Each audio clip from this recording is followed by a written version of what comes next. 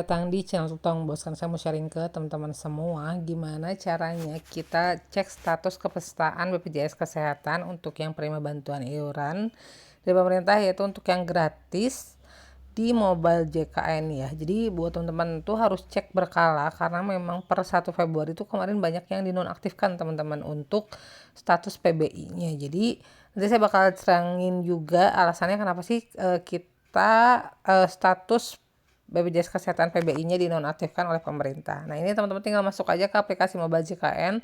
Lalu teman-teman masukkan NIK-nya, masukkan password, lalu captcha, lalu klik masuk. Nah, di sini teman-teman bisa lihat ya. Kalau ini saya bukan PBI sih, saya mandiri. Cuma saya bakal kasih simulasi nih. Contohnya di sini nanti teman-teman tinggal klik di sini yang nama kita. Nanti selanjutnya muncul status seperti ini, teman-teman. Nah, ini kepesertaan terdaftar, bisa dilihat ya. Ini ada beberapa yang saya dapat dari ini ya, dari teman-teman yang lain, dan ini nonaktif untuk PBI-nya. Ini peserta bukan penerima upah dan bantuan pemerintah. Ini nonaktif. Terus bisa dilihat juga ini PBI jaminan kesehatan, ini nonaktif juga. Ini nonaktif juga. Ya, ini dari beberapa kakak banyak yang nonaktif, teman-teman.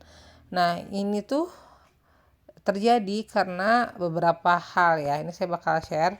Jadi untuk peraturan resminya, persyaratan tata cara perubahan data penerima bantuan iuran BPJS Kesehatan ada di Permensos, Peraturan Menteri Sosial itu nomor 21 tahun 2019. Nah, ini teman-teman scroll aja dan ada di halaman ke-9.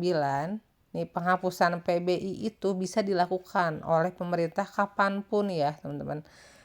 Nah, syaratnya seperti apa? Pertama, sudah tidak terdaftar lagi dalam data terpadu kesejahteraan sosial atau DTKS ya. Meninggal dunia lalu terdaftar lebih dari 1 kali untuk yang PBI. Nah, kalau misalnya kenapa sih kita tuh udah nggak terdaftar lagi di DTKS? Nih, kalau berdasarkan info dari peraturannya dianggap pertama mampu membayar iuran. Nah, dianggap mampu berarti teman-teman dianggap sudah punya pekerjaan yang tetap. Mungkin misalnya teman-teman kerja di pabrik, jadi punya penghasilannya UMR atau kerja di swasta dan lain-lain ya. Lalu di sini tidak ditemukan keberadaannya. Terus peserta PBI jaminan kesehatan yang berubah menjadi pekerja penerima upah. Nah, ini poin yang B ini tidak ditemukan keberadaannya. Ini tuh memang tricky ya. Gimana sih kalau misalnya pemerintah tahu kita ini ya, kita tetap ada atau enggak? Salah satu yang bisa kita lakukan adalah rutin berobat, teman-teman. Rutin kontrol setidaknya 3 bulan sekali ya.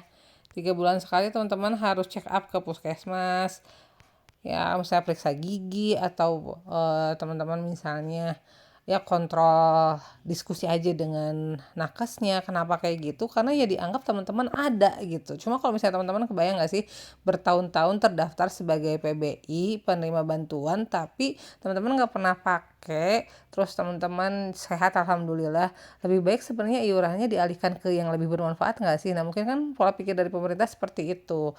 Nah, jadi kalau teman-teman merasa butuh, teman-teman harus berobat. Jadi check up lah ya, check up atau kontrol ke dokter itu minimal 3 bulan sekali. Lalu di sini ada juga peserta BBI mendaftar sebagai pekerja bukan penerima upah. Jadi ini pindah ke mandiri ya. Awalnya misalnya PBI terus pindah ke mandiri, itu nanti bakal dicabut. Nah, teman-teman jangan lupa juga teman-teman harus melakukan screening, teman-teman. Nah, ini di menu BPJS Mobile JKN. Nah, teman-teman harus screening riwayat kesehatan ini minimal 1 tahun sekali ya.